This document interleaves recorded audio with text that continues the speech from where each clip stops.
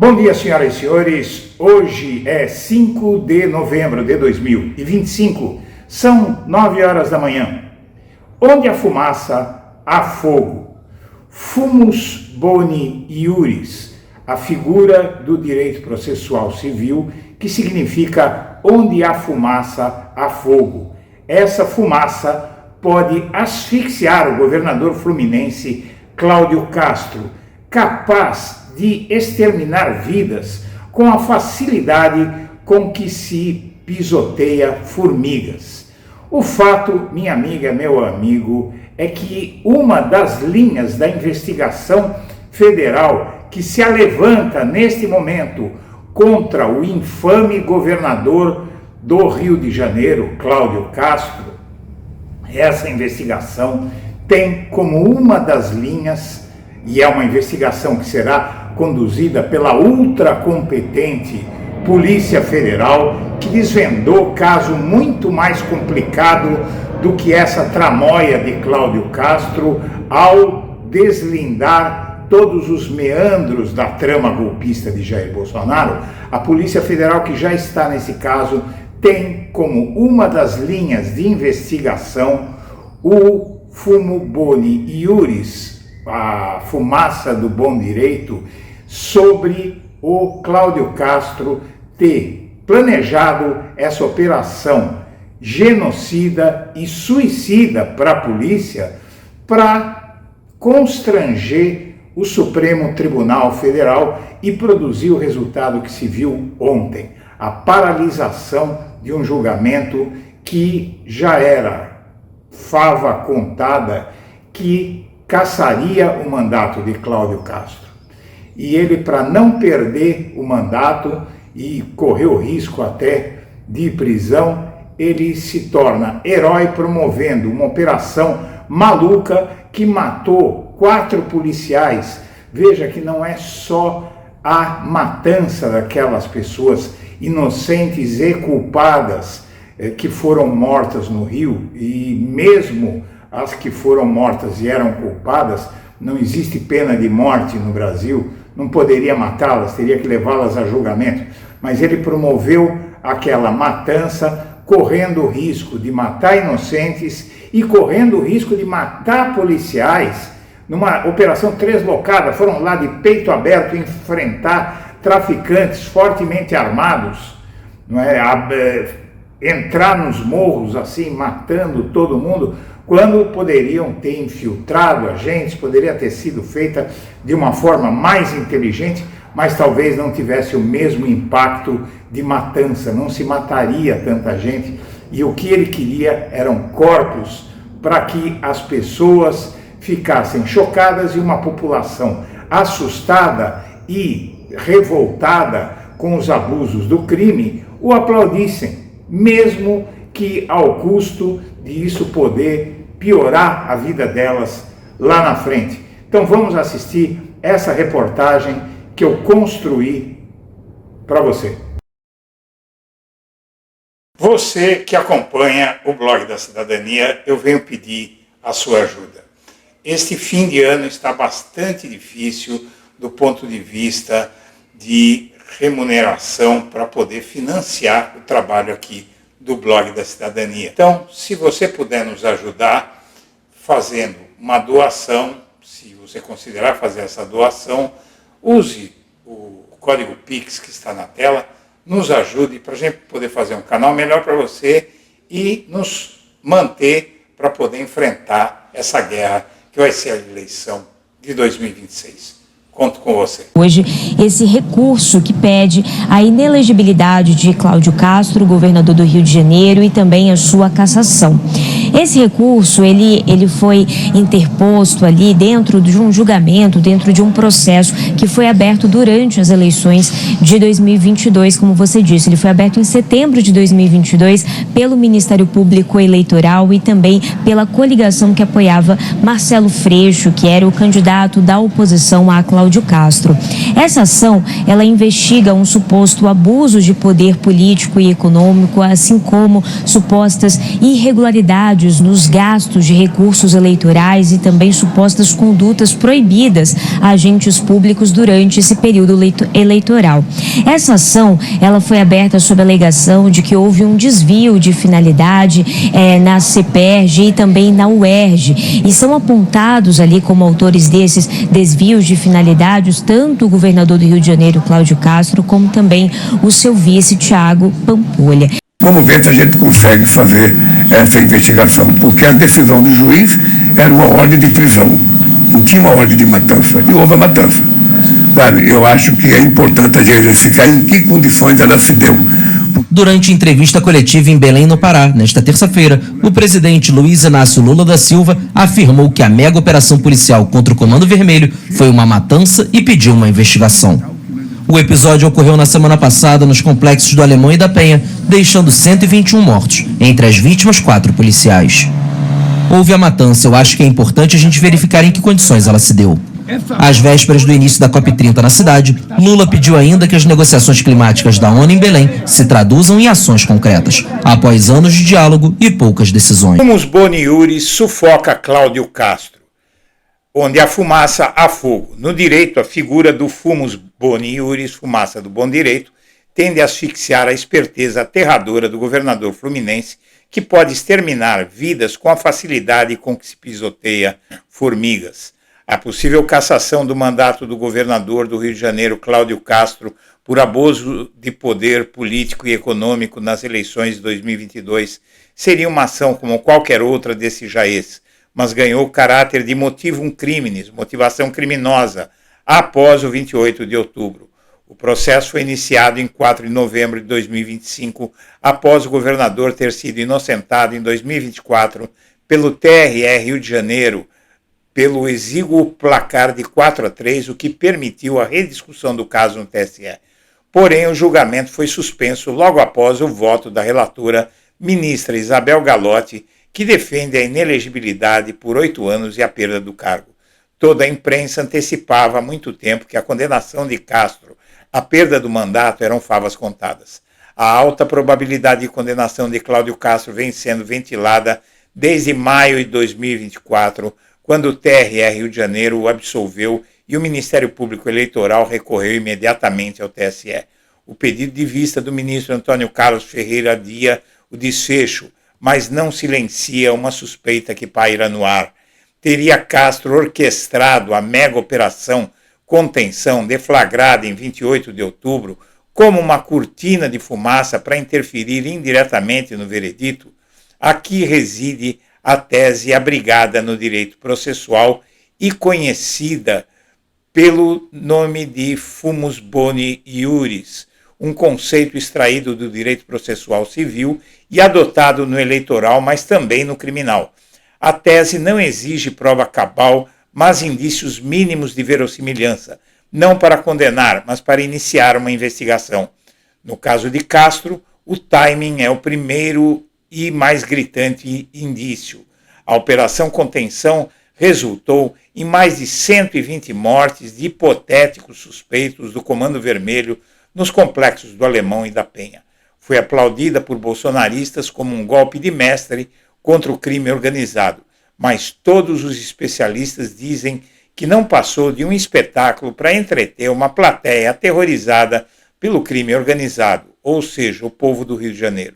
No entanto, a eclosão da operação, exatamente há uma semana do julgamento no TSE, desperta questionamentos. O uso da matança indiscriminada por policiais em uma operação que ceifou a vida de 4 deles e feriu muitos mais agentes da lei já demonstra a total ausência de planejamento e uma execução a qualquer custo. Por que Castro executaria uma operação de tão alto risco e com um timing tão desesperado?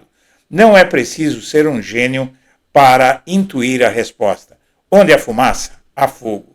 Se foi uma estratégia calculada para inflar a imagem de Castro como governador da segurança, funcionou à perfeição.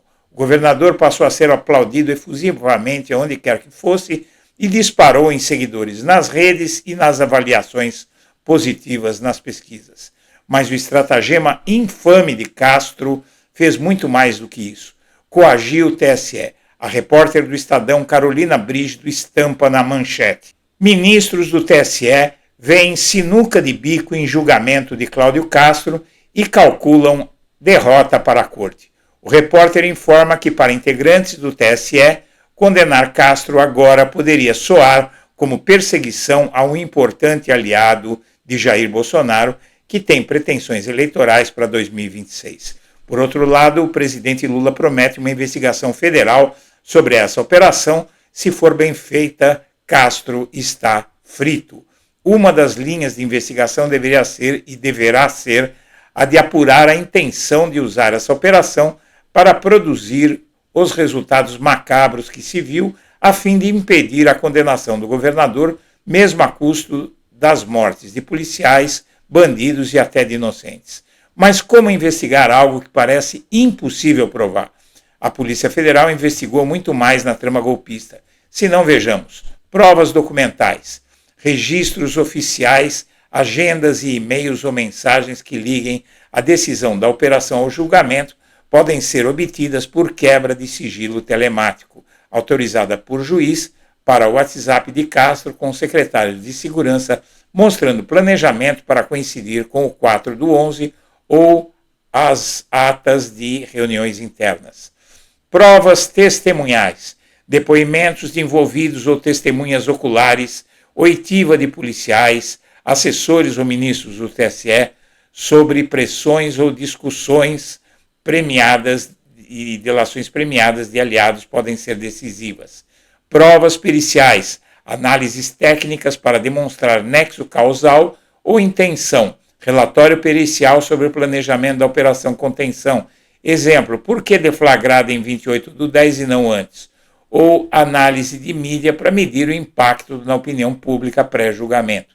Indícios circunstanciais, conjunto de fatos que somados inferem dolo, timing exato, operação a uma semana antes do julgamento, declarações públicas de Castro elogiando a ação como legado e reações políticas polarizadas, gravações ou interceptações, áudios, vídeos de conversa ou eventos, interceptações telefônicas autorizadas pelo STF, relator Moraes já investiga a operação por outros ângulos, ou vídeos de eventos onde Castro menciona o TSE indiretamente.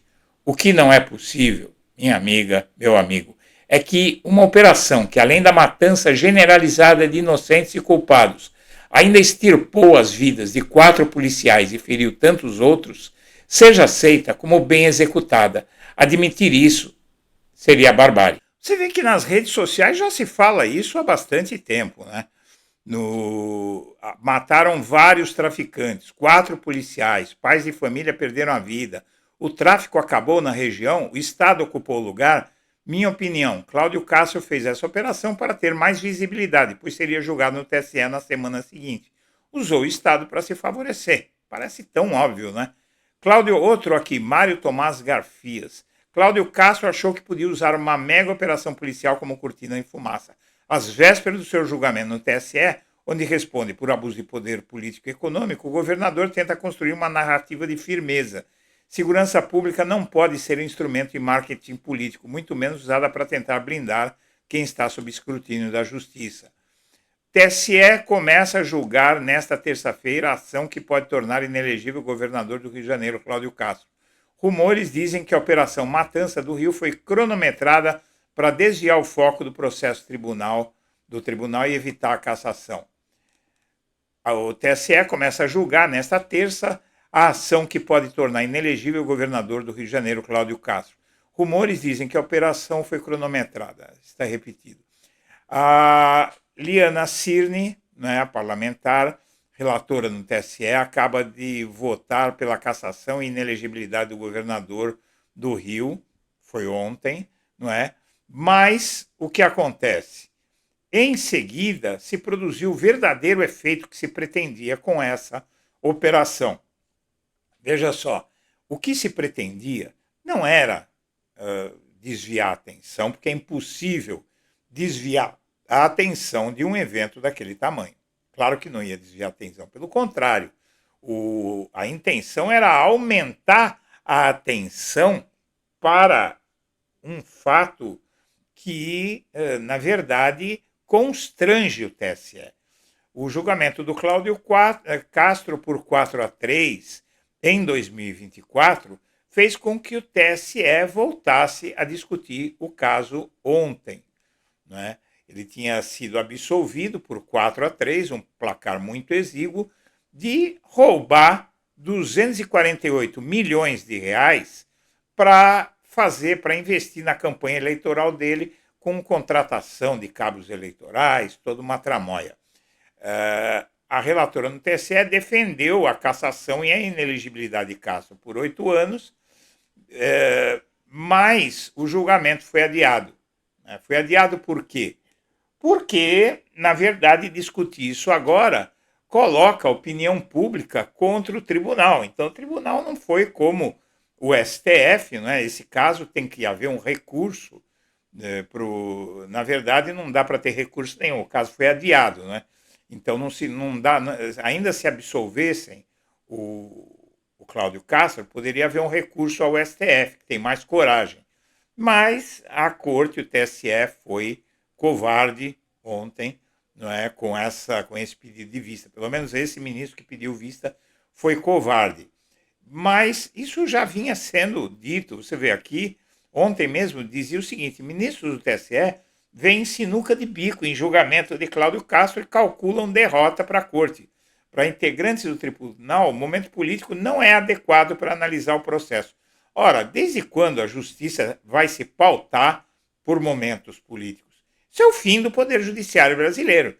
Nós temos um Poder Judiciário brasileiro que se deixa intimidar por um momento político, já era. E aqui a repórter está relatando que os ministros do TSE se deixaram intimidar.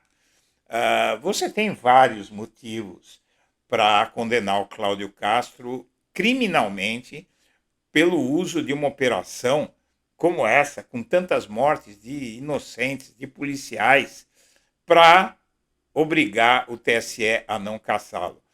Você tem aqui crimes de responsabilidade, por exemplo, né?